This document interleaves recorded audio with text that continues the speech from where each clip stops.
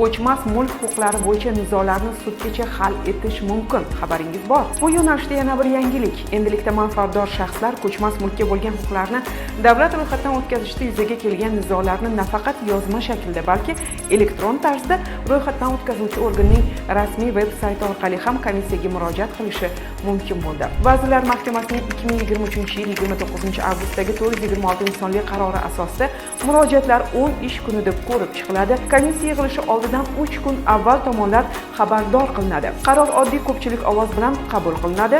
Bayonnoma nusxasi elektron yoki pochta orqali yetkaziladi. Komissiya xulosasidan norozi bo'lgan shaxs 2 oy ichida apellyatsiya komissiyasiga yozma yoki elektron tarzda shikoyat berishi huquqiga ega.